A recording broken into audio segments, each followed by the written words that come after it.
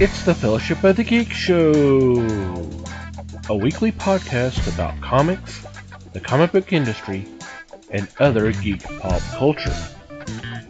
Music courtesy of Manny the Martyr. And now, on with the show!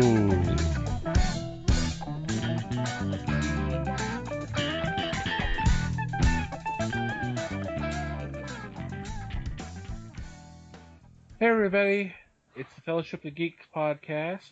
My name is Thomas Chick, and joining me for this episode is Mike Marlowe. Hey gang. And Les Webster. Hello all. How's everybody doing? Doing well, thanks. And you? Alright. Mikey? Pretty good. Hope everybody out there is having a good week and everything's going alright in your world. So, other than San Diego, what's been going on this past week? Pretty sure that's it. Still trying to digest everything, yeah. Lots of stuff. Lots of stuff. Well, what in particular caught your interest that you go, ooh, this is nice. This is good. I'm kind of curious to see what they mean by the fact that they can now use the classic Inhumans on the Marvel stuff. I think that's going to prove interesting. Yeah. Isn't that because they're saying now that the classic ones were not mutants, so the Marvel Studios can use those characters? I don't remember them ever being classified as mutants. I thought that was the current take on them, was that they are considered mutants. What I've kind of been led to understand is that Agents of S.H.I.E.L.D. has been hinting in that direction, but I don't know that they've ever actually come out and said anything specific. But I think the separation got made because the Inhumans, I mean, between Fantastic Four and the X-Men, I mean, that's where you get a lot of your stuff back in the heyday. But so not necessarily Marvel Studios products, but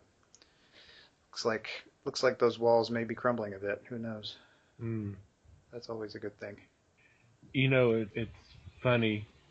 A while back, there was rumblings about the fact that Vin Diesel was doing the voice of Groot, and that would be just so funny that they would just go ahead and cast him to play Black Bolt too, since Black Bolt can't speak. That would be very fitting. Then again, they could just stick Riddick in the Marvel universe. That would be okay too. There you go. I still haven't seen that third one. It's all right. You should watch it. I mean, is it great? No. It's not as good as Pitch Black, and it's not as bad as Chronicles of Riddick, but it's in there. Yeah, none of them are great. The first one's kind of it's a nice bad movie. Or that's the way I kind of look at it. It's not great at all, but it's still kind of enjoyable. Really? That's what I thought. No, I liked Pitch Black? I liked it better than that. Okay. I thought it was a good hiding in the shadows horror type thing. Okay. Riddick being as badass as he is a little over the top, but that's all right too. Once you get over that, it's fine. In my opinion. Well, I can see why he became so popular that they decided to. Well, they couldn't really do anything else but spin him off since everybody else was gone. Spoilers. Yeah, a lot of people die in that story. But it was kind of one of those characters that he's really cool in these spot starts, but doing a whole movie focus on him, I don't know. And that's the thing with the third one, is that's what it is. And so it's a bit much. I mean, I think of the three, Pitch Black worked the best because he wasn't necessarily the focus all the time. Right. But that was the problem with the second one, was that there was too much other stuff going on, and so a lot of it didn't make sense. And then with the third one, it's all focused on him, which it gets awkward because he's not a particularly animated character, Yeah. So it's a bit of a slow moving thing. But what's her face, who played Starbuck, gets a good bit of face time. So that's cool. She's pretty good in it. Katie? Yep. I'll Yeah, have to Katie check it Sackhoff. out. That's right. Yeah, I'll have to check it out then. Yep. So what else caught your interest? Les? Probably the most interest I had out of that was the trailer for Justice League. I'm ready to see this movie, and it's still a year away, or at least 9 months away. Yeah. Oh, is that next year? Yeah. Oh, wow. Okay. For some reason, I was thinking it was like 2018 or something. We've got Wonder Woman and Justice League next year. Cool. And I would suspect, I think I'm wrong, I think it'll be about a year from now, because I'm sure Wonder Woman would be released prior to the Justice League movie. Yeah, they could do Wonder Woman in May, and I'd have to look it up. I'm sure there's a schedule, but if they do Wonder Woman in May and then Justice League at the end of July, that's probably far enough separated. I definitely enjoyed the Wonder Woman trailer. That looked great. Yeah, it did. Kong Skull Island looked pretty interesting. Oh, I didn't see that one. Definitely like the cinematography from what I saw. Mm-hmm. Okay, is Sam Jackson supposed to be in all these films? Because I still haven't seen Tarzan. I know he's in that, and then he's going to be in this. I'm curious about John Goodman's role in this too. And we've got Tom Hiddleston, so it's a pretty good cast. Wow. And looks awesome. Wow. Yeah. And that's supposed to be March of next year, I think. Now, remind me, is this a remake or a standalone? I honestly don't know that much about it, so I would dare to say that it's a standalone, but don't quote me on that. I don't know. It's a standalone. I just looked at the character names for it, and none of them match what was done in the previous 3 King Kong movies. Well, it's been so long since the last one. I can't see them trying to do a sequel, but that doesn't mean anything. As long as Peter Jackson's not involved, whatever. The thing that surprised me the most was a movie that I don't even remember hearing about before, called The Woods, which comes out in a couple of months. It's actually revealed to be a sequel to the original Blair Witch. Really? And I saw the trailer, and it looks great. It's not a found footage. Oh, good. The whole premise is, from what I saw, is the brother, and I guess it's of Heather. He's been wondering all these years if she's still out there. So he goes out there with some of his friends, and then that's when all hell raises. I would advise checking out the trailer. It looked good, but I mean, I was surprised. Yeah, I want to see that trailer. I was surprised that because there had been talk off and on about the guys who did the original Blair Witch, and they were cursory involved with the second one, that they were going to do another one at some point. And there was talk about possibly doing a prequel, but that all died. And now they're not really, they didn't write it or they didn't direct it, but they're somehow involved. But it looks pretty good. Cool. Yeah, I definitely suggest checking out that trailer. And I don't know if I'll be up there opening day. I rarely do opening days anymore, but I'm going to be in the theater to see that one. See, you said The Woods, and the first thing I went to was James Tinian's comic from Boom, and I'm like, man, that would be awesome. Well, they could still do that. Oh, they could. I think, although, would that be good as a movie, or would that be good as a TV show? I don't know. It went on long enough. You could get a couple of seasons of TV out of it, probably. Yeah. But I don't know. I don't know. Yeah. Could be fun either way. Yep. One of our favorite titles, Black Magic, has been optioned. Oh, yeah. Woohoo! That's awesome. I'm ready for the next arc of that to start just any time now. That'd be great. Trying to think of some of the other stuff. We're going to get Ghost Rider and Agents of S.H.I.E.L.D. And I'm like, okay, that's interesting. Of course, it's the current guy, the guy that's driving the car. Well, I, I Yeah, don't know. I'm no, I mean honestly, I agree. I'm right at where you are. I'm like, I don't. Okay, I don't really watch Agents of Shield anymore, so Yeah, I I I, hadn't either. I don't want to get too judgy, but also never really been a big Ghost Rider fan. So They did announce that the next season of Legends of Tomorrow is going to feature a few members of the Justice Society, which they hinted at the end of the season's end, and that the fact that that's actually going to be they're going to be actually in the 40s, so it's going to be a little bit more more of a period accurate. piece. Yeah, well, I mean, that's how that was their heyday. So the fact that they were actually going that route was pretty cool. And then they're actually going to introduce a Legion of Doom, which is going to consist of basically all of the villains from Flash and Arrow basically joining forces. Cool. It was funny when that first announced. I was seeing some of the comments, and of course, someone had to say, "So is their headquarters going to be located in a swamp With a skull-like building. with a Darth Vader helmet headquarters?" Because that's essentially what it looked like. Yes. And then they're going to get a voiceover actor going, "Meanwhile, at the Hall of Doom." We can only hope. Oh, Lord. A lot of good stuff. A lot of good stuff. Now, did you not come across an article about Netflix and their upcoming series too? The delay of Daredevil. Well, I saw that today. Yeah.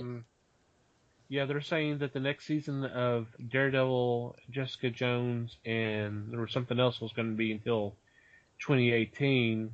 And as someone properly pointed out, that we've got Iron Fist coming, we probably have Defenders coming, and there may be something else and that's probably slated for next year. So it's So not that like we won't get our fix. so it's not like we're basically going one entire year of a Marvel show on Netflix or new Marvel shows on Netflix. They know And better than that. yeah, Holy Sopranos. any other things kind of caught your fancy? And go, ooh, that sounds good. We I, went over quite a few. Go ahead. uh, not in San Diego, but I did see a couple of previews, one for Kubo and one for Storks. And I could see both of these doing well at the theater. Kubo has a little supernatural to it, and of course Storks is a comedy, all ages comedy. But I can see both of these animated films doing very well. Okay, Cool.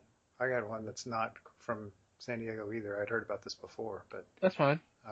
for those science fiction type fans out there, Red Dwarf season 11 starts airing in the UK in September.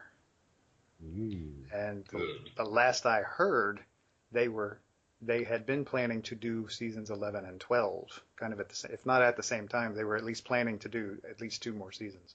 So I do not know when 12 will happen, but 11 should be starting soon. That's good news. Mm-hmm. Yep.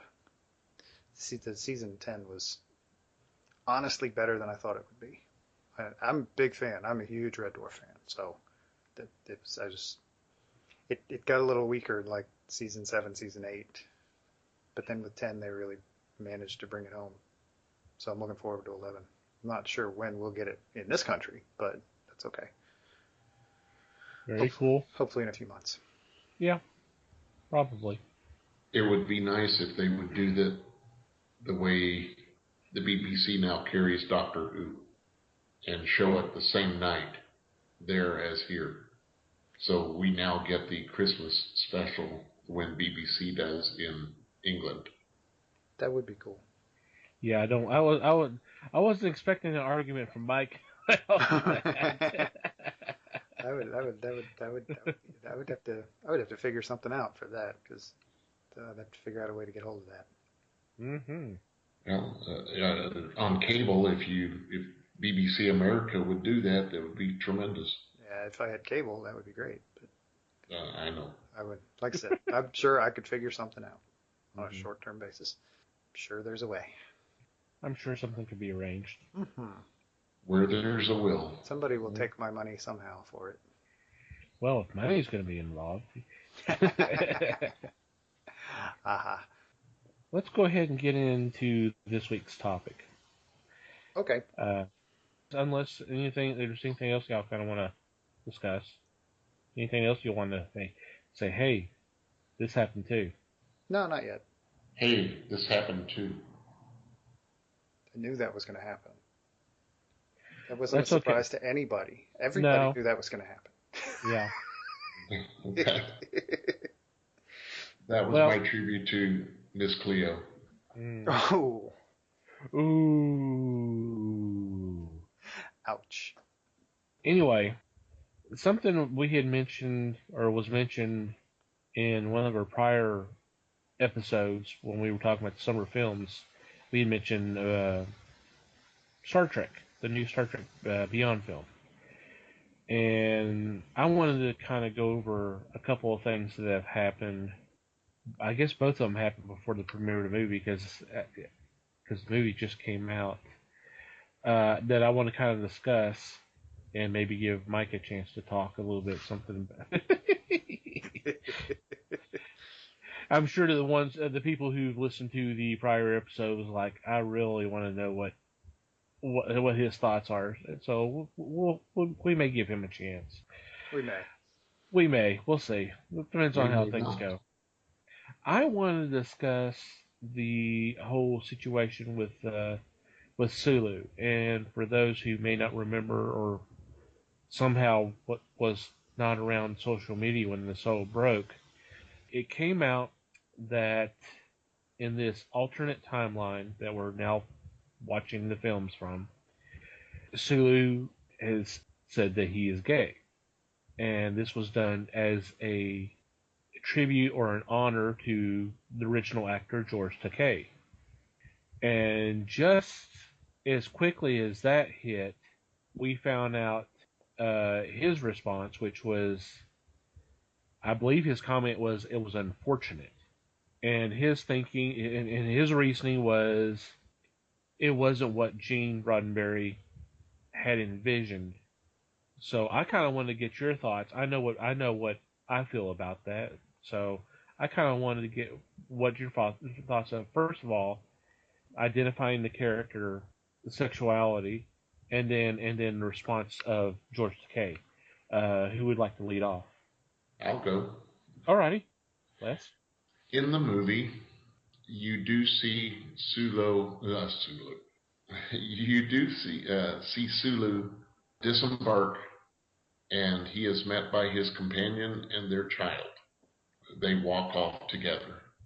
You do see the partner one other time in the film without Sulu.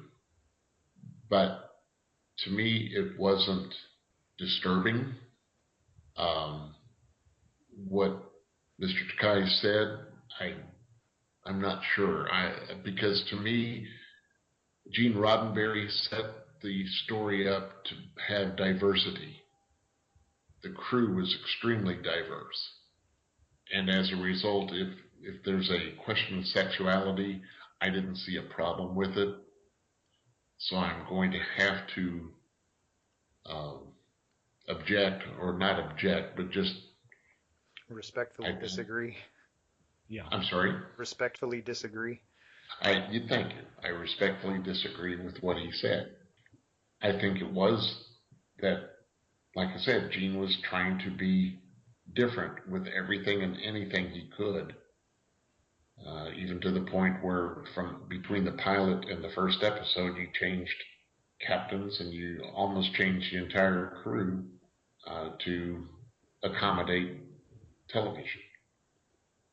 They did use that crew later in one of the episodes. They reformed it to bring Christopher Pike into the realm of Star Trek, but even then, he too had a diverse crew with him, which included Spock. Female first officer too. Yes. Well, you had Chekhov, you had Sulu. Those were not in the original crew of Star Trek with Christopher Pike at the helm. So they changed enough of it. They changed a lot of it. Getting back to Sulu and his difference, the fact that he is portrayed as a gay, I didn't find it objectionable in any way, shape, or form. I thought it was well done. And you never even see them share a kiss or anything of that nature. So I didn't have a problem with it. Mike? Yeah, see, and your response, that was the impression I got from Simon Pegg's reaction, was that, Roddenberry was all about the diversity. And so there's not really any reason why he wouldn't have accepted that change. And to me, I mean, I have not seen the movie, and we can maybe get into that later why, but I honestly don't have a problem with it either. I can sort of see where Mr. Takei is a little weird about it, just because, I mean, it's something that he's, on both sides of that deal, it's something he's dealt with all his life. Because he was really young when Star Trek came along, and so being in that role, he honestly literally sat down and talked to Gene Roddenberry about the character. So he would have a really good idea of what Roddenberry's intent for the character would have been. And he also dealt with the homosexuality thing his whole life. And he spent a lot of time, and I'm not going to speak for the guy. He tells his own story. He doesn't need me to do it for him. But he spent a long time kind of hiding that part of his life. And I could see where it would be weird just sort of throwing it out there up on screen and then having somebody claim that it was in respect to him while being part of Roddenberry's vision. I could see where that could be weird for him. But ultimately, I think it's an issue of the acceptance is becoming a lot more prevalent in today's society. I mean, the original character, that was more than 40 years ago. Yeah. It was speedily coming up on 50 years ago. Different society back then. So now it's a little easier to get away with it. It's a little easier to embrace it. It's a little easier to celebrate it. And so why not? Especially when you're in a situation where you've got the whole reboot thing going on and you're in a position where you can make minor changes. I mean, let's be realistic. They've made major sweeping changes already. What's a little minor change over here going to hurt? You know, let them have it. Let them have it. Okay, well, I'll make it unanimous. And you kind of brought it up too, Mike. The fact that it was such a different time. I mean, we'll never know what Gene's thoughts would be on this. But he's dealing. Remember, they changed the show up. They actually basically got rid of Grace Lee Whitley so Kirk could have the conquest of the week, because that was kind of the way things were back then, and to a certain degree, to a lesser degree now. So the thought of someone being on that bridge being something other than heterosexual would just be blasphemy for that time. But as y'all both mentioned, Roddenberry envisioned a galaxy where we were all living as harmonious as we could be. So I would think that would, be all encompassing. And I can understand Mr. Takei's thoughts and feelings about that. I can't imagine what he's gone through. I don't think anybody really can except for someone who that is their life as well. So, and as you said, he's pretty much stated his thoughts and feelings on it. I don't have a problem with it. It seems appropriate, considering that was Gene's was and is Gene's vision. But the whole thing kind of just surprised me. And honestly, I think we've kind of talked about this before. Either, I don't know if it was on one of our prior podcasts or just in conversation, in-person conversations. I don't look at a character and think about their sexuality. I'm concentrating on what's going on in the situation and that kind of stuff. You kind of bring it to comics. Batman is clearly heterosexual because they've shown that, but it's not something that's hammered on the time because he's also a detective. He's also a superhero. He's also all this, that, and the other. So I don't know. It just I don't have a problem with it. I think it's a good idea, but I can understand to a degree George's apprehension, but it is what it is now. The other thing I kind of want to talk about with this film was the unfortunate accident that took the life of Anton Yelchin. J.J. Abrams has already come out and said that they will not recast Chekhov, and honestly, I think that is the right decision to do too. If they want to kill off the character or kill him off screen and then mention them in tribute to the next film, that would be fine with me. Get in a new character, and hey, let's broaden it a little bit further, and maybe have another female as a navigator of, hey, Middle Eastern descent, something like that. Or you Go can ahead. go totally nuts and go with another possibly unexplored alien species. That's true. You can do that. So, what are your thoughts on that, guys? I agree. I mean, I could see them going either way on recasting Chekhov. I'm cool with basically whatever decision they make at this point. I can understand them wanting to kind of pay tribute to Mr. Yelchin, and that's good. I think that's a good road to take. Um, and obviously condolences to his family and friends. And Exactly. Yeah. it's just one of those freak weird things that just happens to people sometimes. It happened to him way too. I mean, I certainly wish it hadn't happened to him. Wouldn't wish that on anybody, but yeah, I mean, they can. It's hard to even at this point. Even it's still recent enough that it's hard to think about what to do with with the gap that leaves. So I don't know. It's hard to it's hard to even address that for me. It's very very weird. You don't want to think about, okay, so now what are we going to do? I mean, it's give them some time to kind of right deal with it and all that, and take care of what they need to take care of on a personal level, because obviously those people knew him way better than we did. So right. Well, I mean, the fact that Abrams has come out and said something is either means that he's been asked or he knew he was going to be asked. So the fact that he had to say something, it's sad that he had to, but sure, and I think as far as what he said goes, I think it was pretty appropriate. I think it was cool yeah, what he said, and so and he's kind of still, as far as I know, still the guy in charge for the Star Trek franchise. So yeah. we'll see where it goes.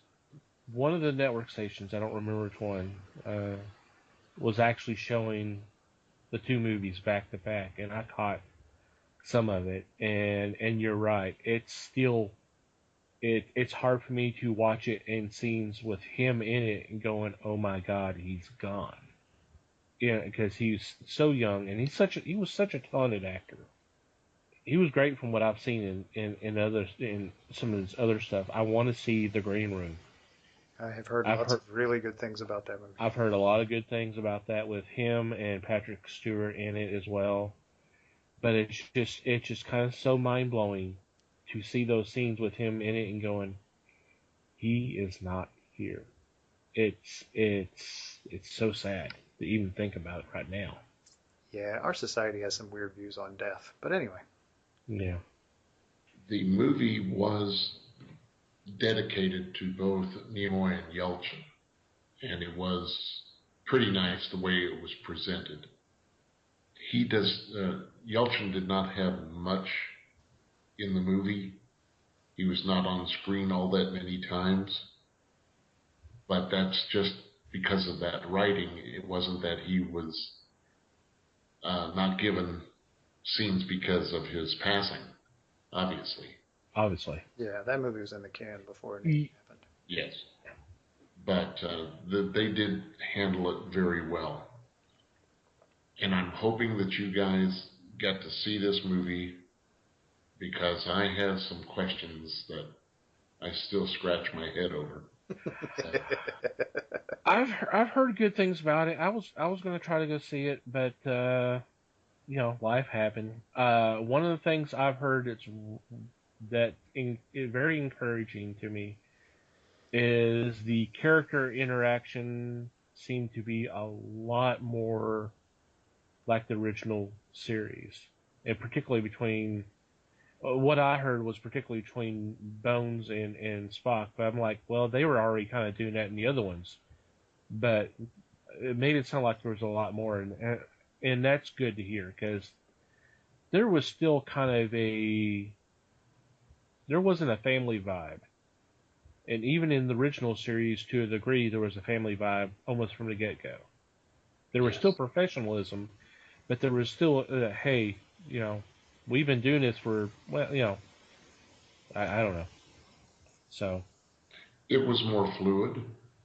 The banter between all of the characters was more lifelike than in the first movie. It did improve in the second, but here it became very easily done. So it was that much more fun to watch. And I wonder how much of that was due to Simon Pegg. That is a good question. I've got a feeling that with his writing and such, that he probably put his foot down and said, okay, this is the direction we're going. This is what we are going to do. Cool. Okay. So, Mikey, are you going to see this movie, or are you going to wait till it comes on TV, or... You don't have to go into it if you don't want to. No, I don't mind going into it. I mean, it's like I mentioned before. My concern is that we've joked about this being my rant, and it's my thing. My problem with it is not really so much a rant as just kind of a long story. The short answer is I don't know. I don't really feel any major compunction to see this movie. And the reason for that, the very, very short answer, which I will elaborate on for that, is I'm not a big fan of the reboot. Whether I have good reason for that or not is debatable, but whatever. And where that all stems from is that if we boil things down as far as we can in my psyche, my entire geekdom, which has lasted my whole life, is ultimately based on two things: Dungeons and Dragons and Star Trek. I started playing D&D when I was about 10, and I started getting into Star Trek. I was probably 12. So those are the very early kind of centers of my geekdom. And the reason I didn't discover Star Trek until I was 12 was because I think I probably wasn't ready for it, and there's probably some psychological stuff there. But I got very, very, very into it when I finally got into it. I mean, like borderline obsessive, maybe even well over the borderline. I don't know. But so, I mean, I was the crazy kid who I had them all. I taped them all off of late night TV. And so I had them all on the videotapes, and I had them all sorted, and I knew I had all the titles and storylines memorized and knew what they all were because I watched them all the freaking time. And so, and I managed to obsess about that until about just the original series and got into the movies as well. Obviously, I saw Wrath of Khan. I literally lost track of how many times I watched that movie because that was in the time in my childhood when we had just gotten cable, and that movie was on, I think it was HBO, like 3 times a day, and I would really honestly watch it multiple times a week. Right. And during that time frame, I just got to be like 12 or 13 at that point. I'm old, people, deal with it. And so dove into the theater to see 3. Practically dove into the theater to see 4. And by that time, we were starting to get rumblings about Next Generation. And so the Next Generation comes along, and I jumped pretty headlong into that as well for quite a while. By the time I got like to college, I was not falling out of the fandom, just not necessarily watching it every single day all the time anymore. But so it ended up being a really big part of my life for several various reasons. I mean, not the least of which was the characters were very real to me. And I found ways to relate to them, and they helped me understand character traits in myself. And yes, it gets a little creepy, but just that was a part of my life at that time that really helped me kind of grow up. And so, yeah, I will easily admit to the fact that I have a connection to the original series and to a lesser extent the Next Generation. So maybe not so surprisingly, 20 years later, when they start talking about a reboot, I'm like, I don't know if I want a reboot. I don't know that I want to see these characters that I loved growing up done differently. But I went on a limb and I watched the first one, the 2009 movie, the Star Trek movie. And I don't know that I was ready for the changes that they made.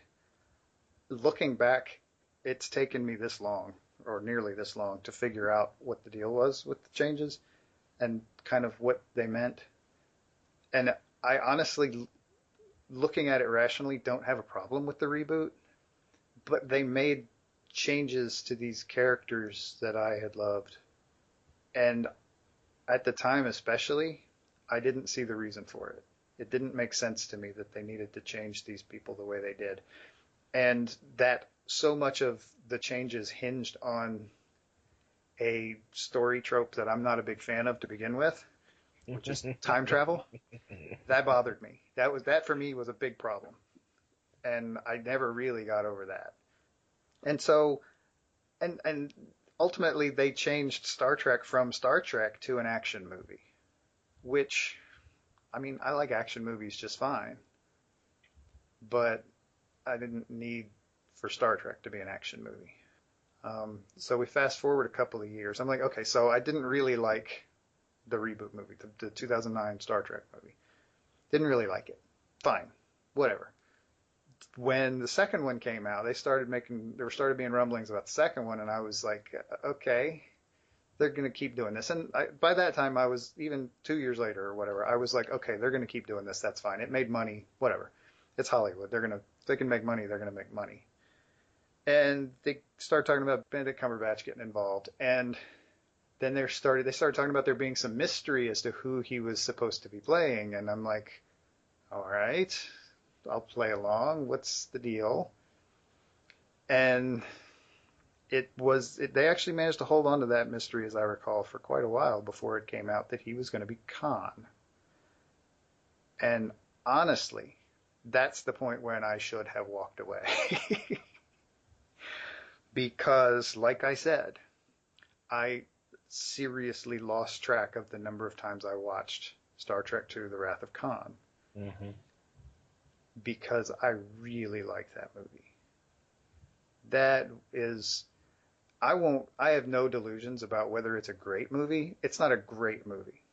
I think it's a relatively good movie as movies go, but it's got a lot of what made the original series great in it. It's got it's got the witty dialogue. It's got the mystery and adventure, and they did a brilliant job of the kind of one-off villain from the original series. They managed to find a way. They BS'd away, and it was a little bit BS, and that's fine, to bring him back and turn him into a real threat. And that was the whole deal with that movie, was that it was a real threat from the past. And I did not need to see that changed at all. And that really disturbed some of the. I watched it. Fool that I was, I watched Star Trek Into Darkness. And I was uncomfortable for most of it and downright offended for the rest of it. That movie, I have never been so upset watching a movie in my life, because they took a large chunk of what I loved about Star Trek and set fire to it. I mean, threw it in a dumpster and lit it on fire. And it was, so yeah, if there's a rant in it, it was between those two movies. It was, I could probably go off on, I mean, I've been blathering for a while now, but I could probably go off for an hour on those two movies and the little details that they changed that pissed me off. And so, yeah, at this point, I'm done. I have no interest in, however good they say it is. I have nothing against the actors. One of the things I thought worked reasonably well in the first one was the casting.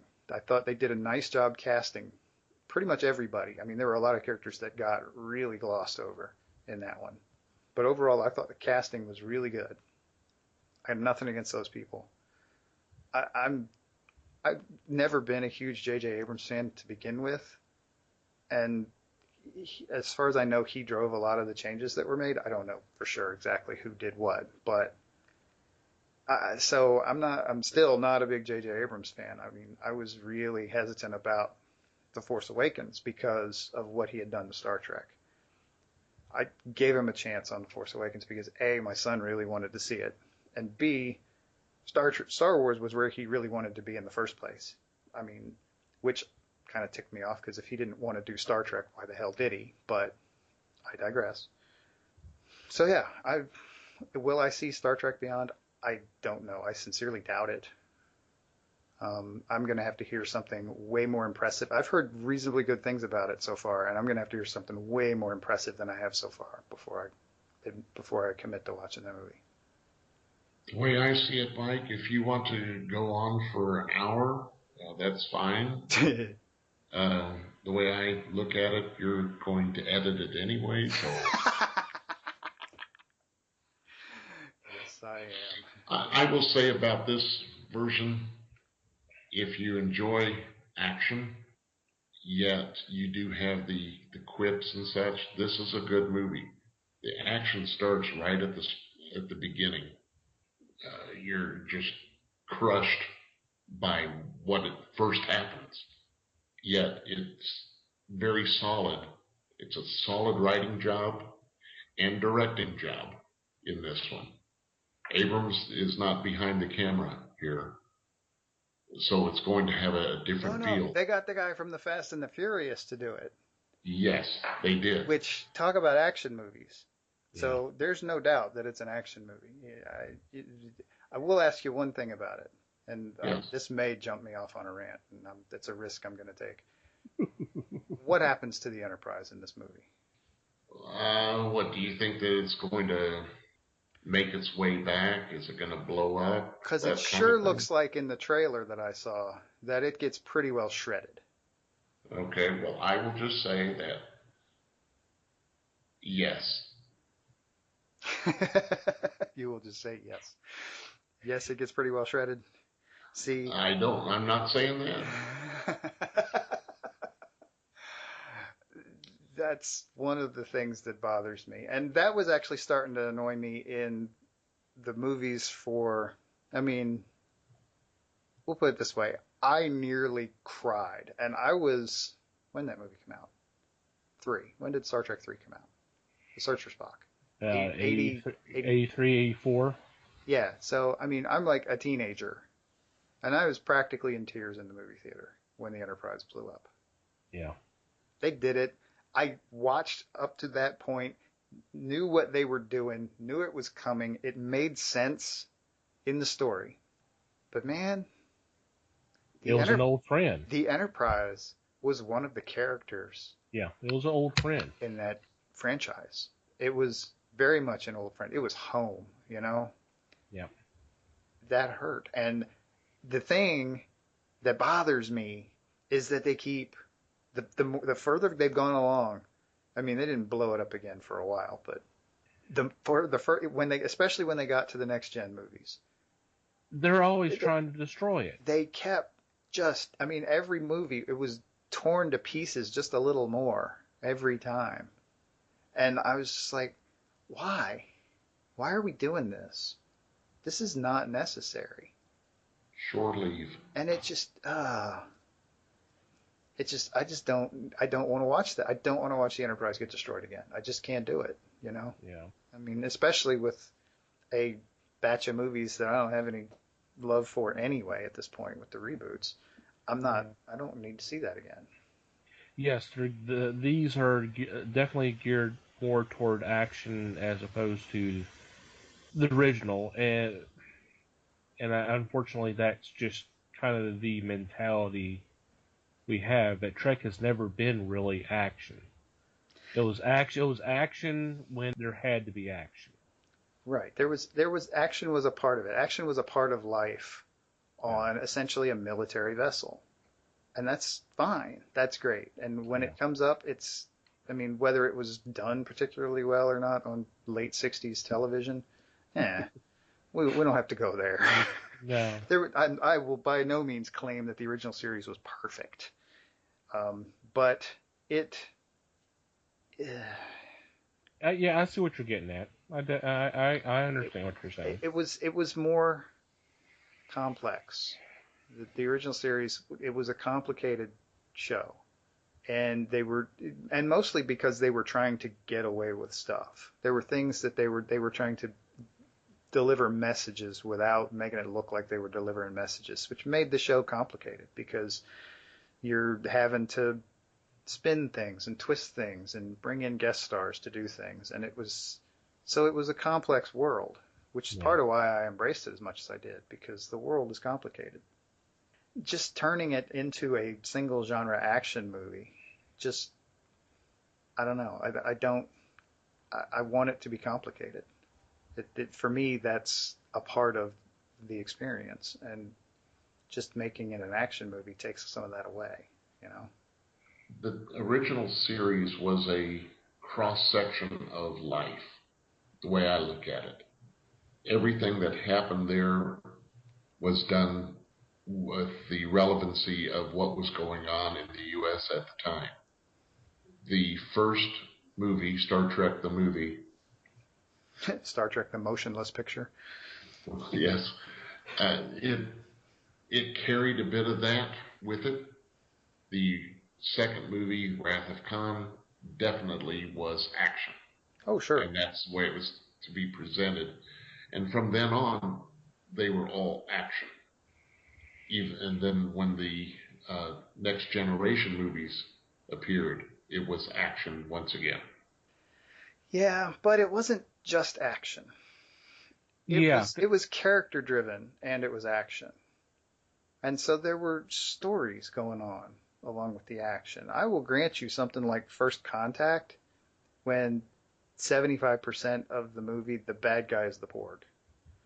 Yes, there's going to be action in a Borg-based movie because you have to. There's conflict because you're fighting for survival. That's the thing. But that other 25% was a more character-driven thing with all of the stuff on the planet and the Zefram Cochrane story and all of that.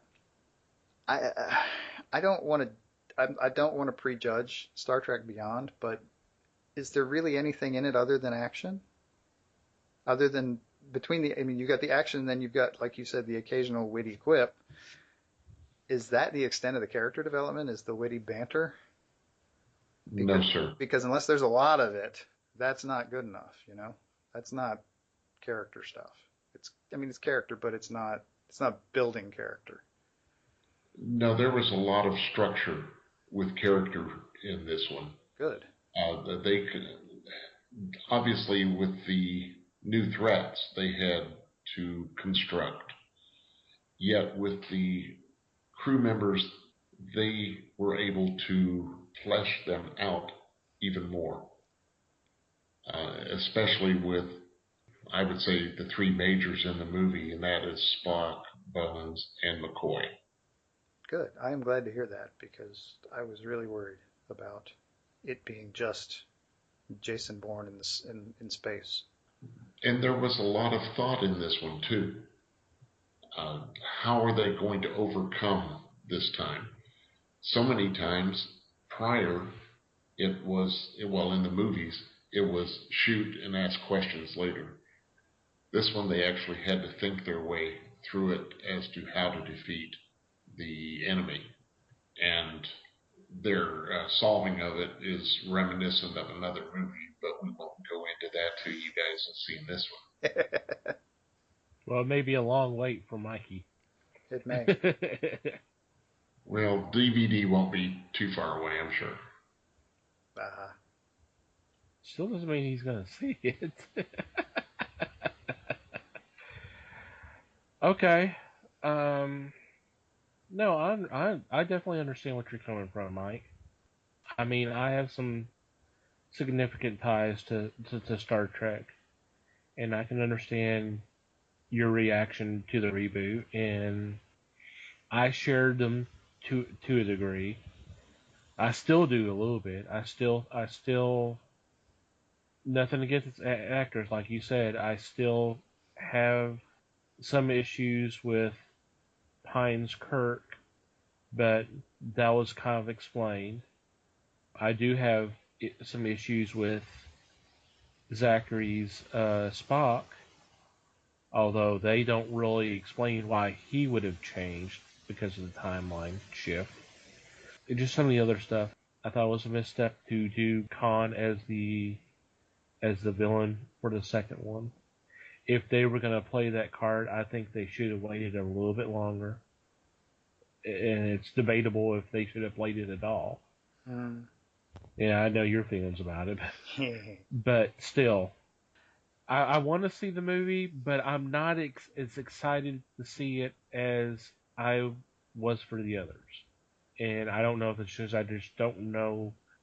I don't have any kind of idea of what I'm getting into, or it's because of the other two movies, or what. I just don't have that drive, and I can't put my finger on it.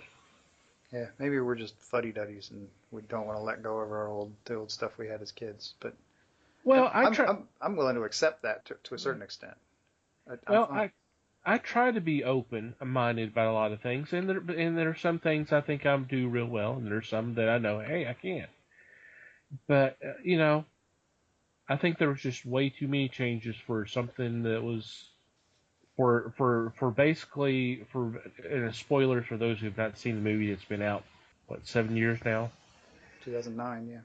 The whole event of a time shift just because the Romulan ship showed up in the past and destroyed a ship that happened to have Kirk's father on board. I'm not sure why everybody else would change so much, except for McCoy. I mean, God, Carl Urban's just knocked it out of the park. I love it. He's doing D, but he's not doing D 100%. There's a little bit of him in it too, so it's been awesome. I just don't get it, but I don't know. Neither do I. I think there's just a lot of overly dramatic stuff in there. And again, I don't hold it against anybody that they watch and enjoy these movies. That's great. I mean, you want to spend your money on that. I am happy that you want to spend your money on that. I am glad you like it. Not my thing. Yeah, I watch them, but it's. I mean, I don't go on my way to watch them, but like I said, I just watched them recently. It's just, yeah, it's different. It's just, I kind of, it's almost like Bond in a way. Maybe a lot more. What's the word I want to look at?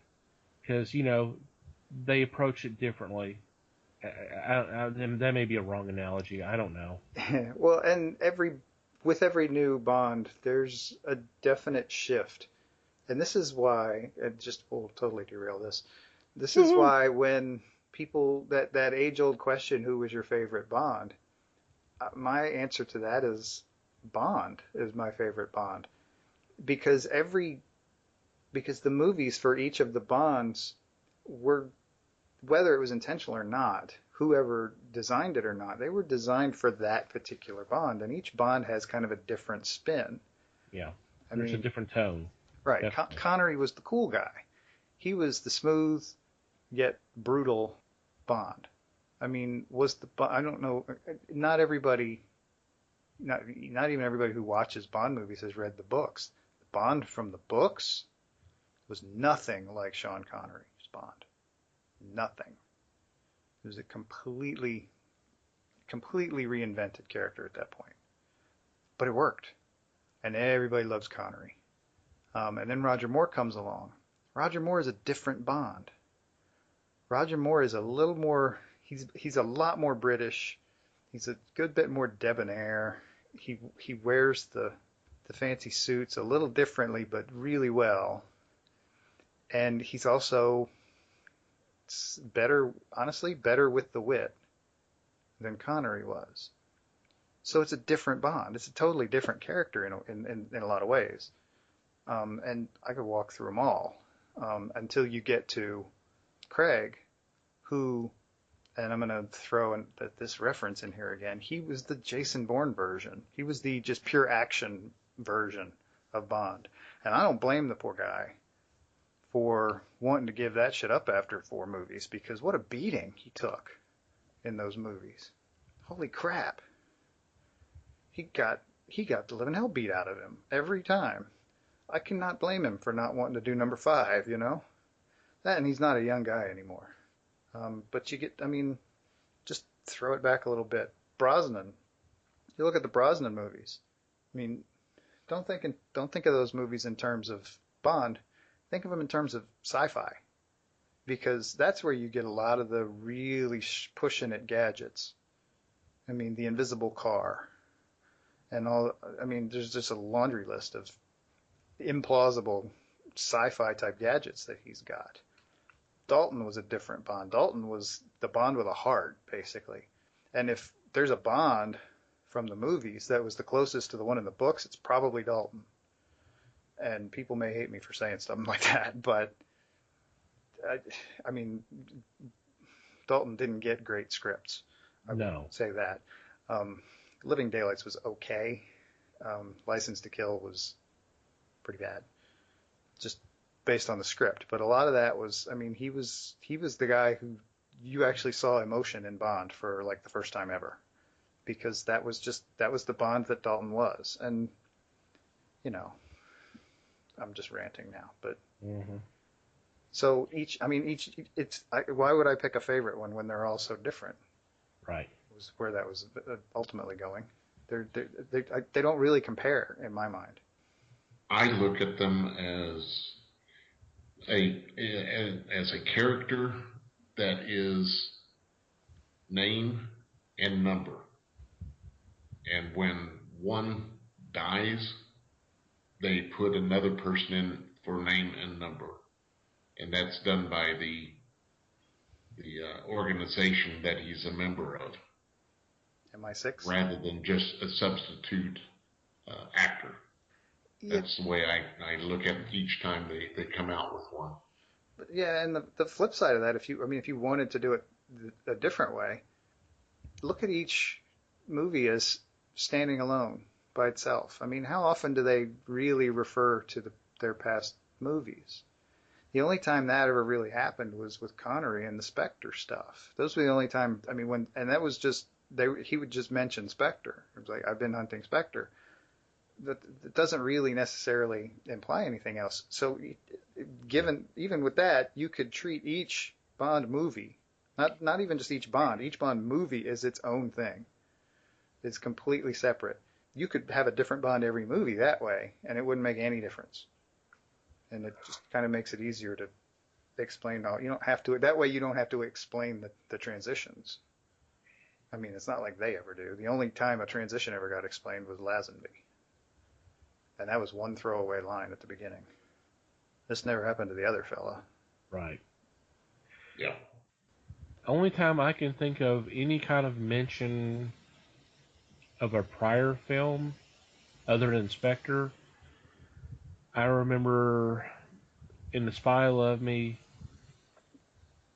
and then there was in Moonraker?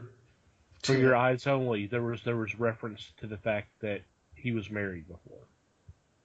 Right, and that's about it. Referring back to On Her Majesty's Secret Service. Right. Which was, we've talked about that one before. Honestly. Yeah, we've talked about that. I don't have to start that. I'm sorry I took this emergency bat turn, so. No, it's cool. I'm glad I didn't take the bait on that one. I've talked enough in this episode. Holy shit. Yeah, good talk. I'm gonna call it closed there unless Les has something else to add real quick. Nothing here, thanks. All right. Well, we're gonna take a quick break, and when we come back, we'll do our weekly picks.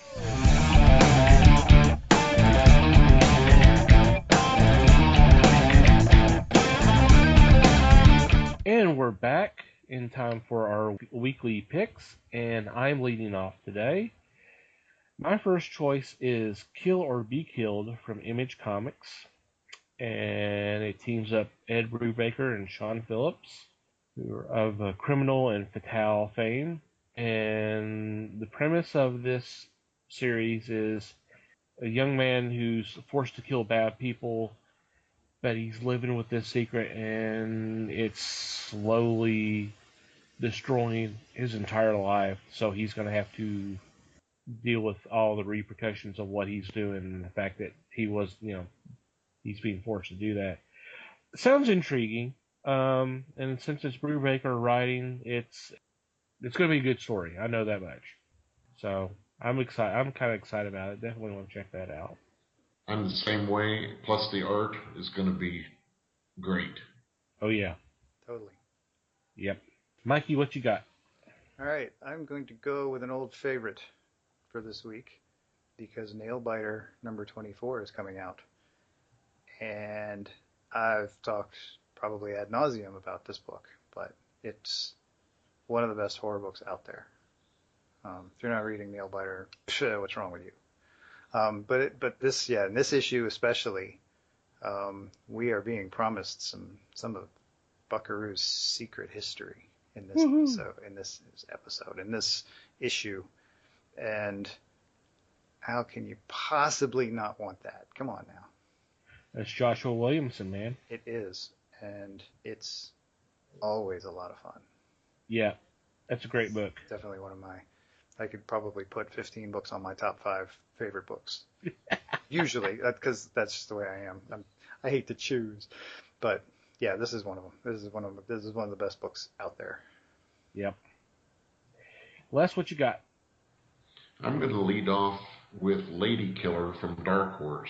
Yeah. Joelle Jones is back in the saddle doing the art and the writing. And in this new arc, Josie Schuller and her family have moved to Cocoa Beach. But someone from her past trails her on a hit. Uh-oh. So I can only see things going extremely bad. And you wonder if the stalker is going to relish in the idea of seeing this, or is this person going to try to blow the whistle? And I can just, personally, I can just see great fun with this one, as I did with the first series. Joelle Jones, who's now a DC exclusive. Yes. Yeah, I hope that doesn't interfere with Lady Killer. Probably not. I'm sure there's, we've had this talk before when we talked about exclusive contracts. I'm sure there's something in there to where she can continue this either with Dark Horse or maybe they make some arrangements where she can move the property to Vertigo. Who knows? We'll find out sometime. Yeah, we'll find out soon when Lady Killer 3 comes. I think they're going to allow it because it's a creator-owned unit, so they will probably not put the kibosh on the continuation if she wants to do more story arcs for it. Well, they probably won't, but But Vertigo's is not creator-owned, if that makes any sense.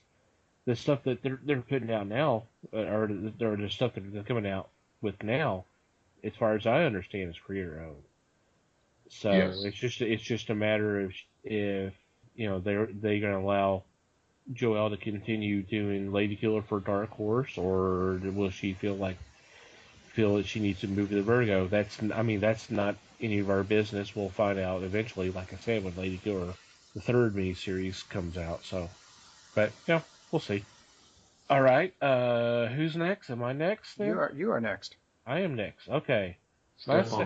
My second choice is Battlestar Galactica #1. This is the third volume from Dynamite, and I'm really excited about this because it is written by Cullen Bunn, who is a favorite of ours. Mm-hmm. Sinestro Corps has been awesome. Never did get into Six Gun, but a lot of the other stuff that he's written has been really good. And this is classic Battlestar Galactica. We're talking about the original show from the 70s. So I'm excited. It'll be pretty good. Just a continuation. We'll see whether he gets them to Earth or whatever. Probably, I would think not, because you have to follow up. So it's almost like Gilligan and them getting off the island. Will they ever do it? Yay, more boxy. Woohoo! Mikey, what's your number 2 pick? Alrighty, my number 2 pick is Penny Dreadful. Titan is doing this one, and this is issue 3 of a 5-issue run, and this is clearly based on the Showtime, I believe, series. Mm-hmm. Yes. Speaking of Dalton. Speaking of Timothy Dalton, yes. That was a ham-fisted and overly long segue, but what the heck. But yeah, this book is kind of a prequel type setup, and so they're kind of explaining some backstory to the series, and there's been some really fun stories in here, and so I definitely recommend people check it out. Especially if you're a fan of the show. Absolutely. Yes. Les, second pick? My second pick from Zenescope is Evil Heroes, a new title by Joe Bruscia and Eric J. In this storyline, the superheroes have subjugated the humans to slave status. And the question is, can a group succeed in an attempt to overthrow their masters? I'm excited about this. In fact, I just asked to get all covers to this because they are splendid. I just think that this is going to be another fun read. I'm sure it's going to be a limited series, so I've got a feeling it's going to hang in there. You are such a sucker for the variant covers, too. Holy cow. Yes, I am. I think it's a 5-issue, and yes, it does look interesting. And yes, those covers are beautiful. Okay, Mikey and I have honorable mentions for this week. My honorable mention is Edgar Rice Burroughs' Tarzan, the Complete Kubert Omnibus from Dark Horse Comics. And they are collecting the issues of that were written and illustrated by Joe Kubert during the mid to late 70s, and we gotta get this. I love his art. I love his writing. I hate to say it, but I never read this stuff when it came out. I was more into superheroes at that time, so I'm excited to get my hands on it and read it and enjoy the beautiful art. Mikey? Sounds cool. Yep. And I don't think any of you guys are going to argue with my honorable mention. Because the Rachel Rising Omnibus hardcover is coming out this week. Woohoo! He's been touting I'm this. ready. He's been touting this for a while on social media, and yeah, there was a pre-order thing with a really cool black cover, but I don't think this is that one. This is the other one. And yeah, so this is a compilation of the whole series, all 42 issues, so that everybody can relive the wonder and glory of this series. It is a really fun, really, really fun series. It was a great book. Yes. Yep. Yes. I wish, this is bad, I wish I had known he was going to do this a year ago, because I would have waited for this and bought it all at once. But instead of buying all the trades. I am working my way through buying all the trades now, and I'm not going to stop doing that because that would be silly. But yeah, I am really enjoying it, and I know both of you guys do too. Well, you could be like Les. You buy all the trades, then you buy the Omnibus, and then when he comes out with another version of the Omnibus, you can buy that too. Yeah, Les is a little more of a collector than I am, so I'm going to leave him to that. What do you mean, wow? He means wow because it's true. That's why it means wow. Yeah. Not always. No, just the stuff you really like. Yeah. Well, that's true. Well, great picks all around, as usual. Good at picks, that's for sure. Yeah, whether anybody else likes them or not, who knows? But that's true. We're good at saying what we like. Any special shout-outs or mentions before we wrap things up? Not that I haven't talked enough yet in this episode, but yeah, I am going to throw one out there. We just found out today that Jerry Doyle has passed away at the way too early age of 60. For those who may not recognize the name, he was one of the key players in Babylon 5, the TV series from the late 90s, mid 90s. He played Garibaldi, who was the security guy. And in recent years he had been hosting a radio show. That surprised me. I did not know that. Yep. Very, very outspoken conservative radio host. But yeah, 60 is way too early, way too young. Yeah.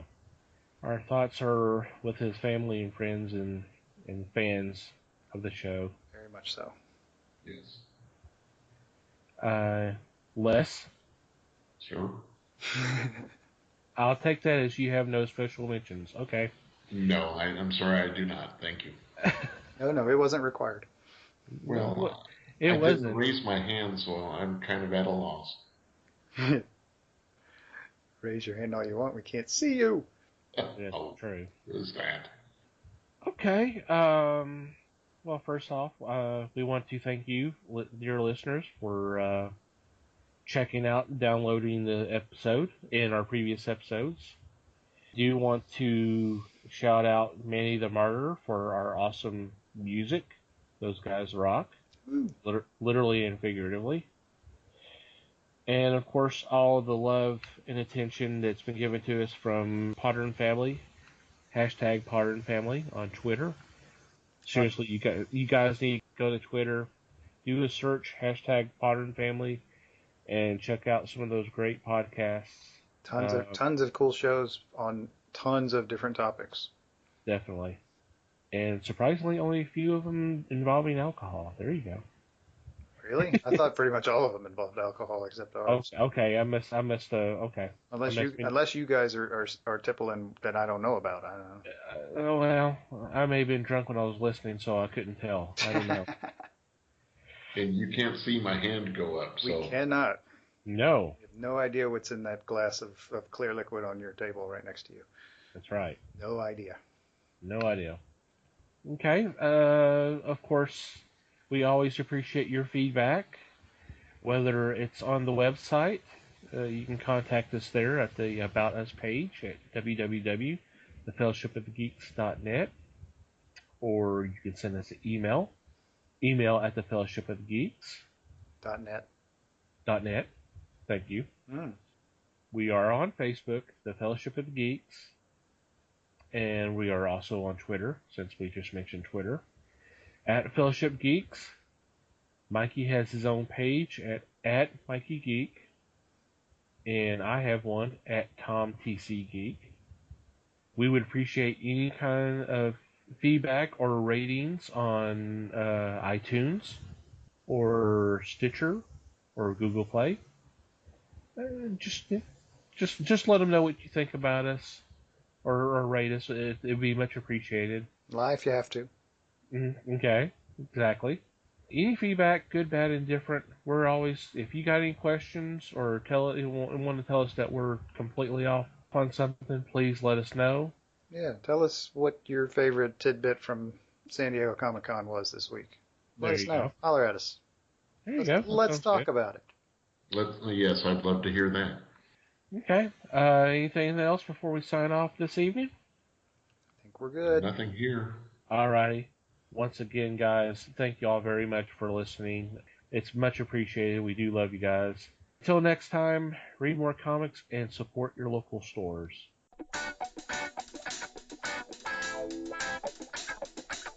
We thank you for listening to the show. Comments, suggestions, and questions can be sent to email at thefellowshipofthegeeks.net. You can follow us on Facebook at The Fellowship of the Geeks and on Twitter at Fellowship Geeks. Until next time,